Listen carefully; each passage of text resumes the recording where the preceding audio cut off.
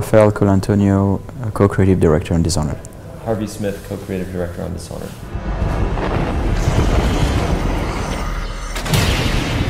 I think we did start with a very corrupt world and a very dark world. Like, most of the men and women you meet in the world are highly flawed in some way, except for a few allies right around you, and the implication is that the player character can go either way, you know.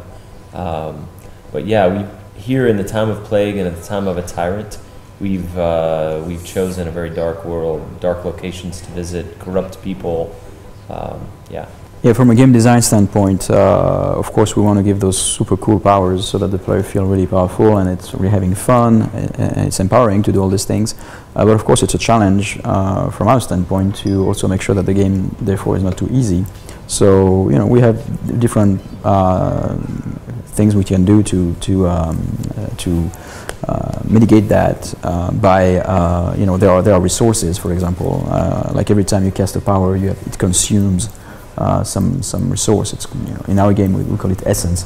So it's not like you can freeze time all the time or that you can possess everything all the time. So you have to use those like carefully, only when it's really necessary. But in the context of the game, players really have to be careful.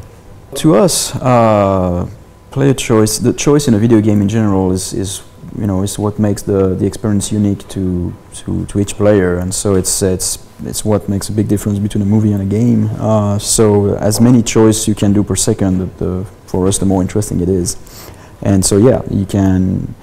Not only you can play either stealth or more like brutally, but it's really like you're going to play a combination of that. We believe, you know, and it's like at every instant you have this feeling that you can improvise or make plans, and if things go wrong, then you have to use, you know, some creativity to get out of the situation. So this is like the minute-to-minute choice, and then also we have choices in terms of like, okay, I'm asked to kill the target, like this very important character that I have to kill.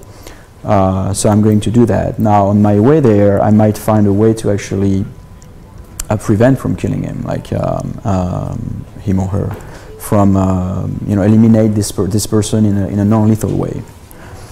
And my choice is then to pursue my initial mission or to eliminate this person in a different way. So those are the kind of choices we have to. I think today we demonstrated something that quite recently we saw for the first time, where if you normally jump off a 5 or 6 story building and hit the concrete, you die. But people figured out that because our magical possession works where you bodily enter another person and then walk around as them, you can jump off a building and on your way down possess somebody and it kills the inertia of the fall, and then you can walk away. And then we've also seen something where if you catch the city watch officer just at the right time and he's about to fire his pistol and you stop time, there'll be a cloud of smoke in front of the gun and the bullet hanging in the air. You can possess him and walk him around in front of his own bullet, and then as time resumes, look of shock on his face, the bullet hits him in the chest and kills him.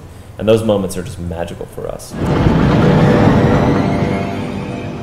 Some people will expect a very specific thing, like you know, when there's a new IP, people tend to they want to define it before they can actually play it. So it's natural. We expect that. So a lot of people will say, oh, it's a mix of this game with this other game, or they will say, like, based on, you know, whichever game that he worked on or I worked on, people will say, oh, it's gonna be the combat of Dark Messiah with, you know, the adventure of Deus Ex or whatever. And it's not quite that at all. I mean, it's like, you know, it's our values are our values for sure, but it's a new game, and it's its own thing.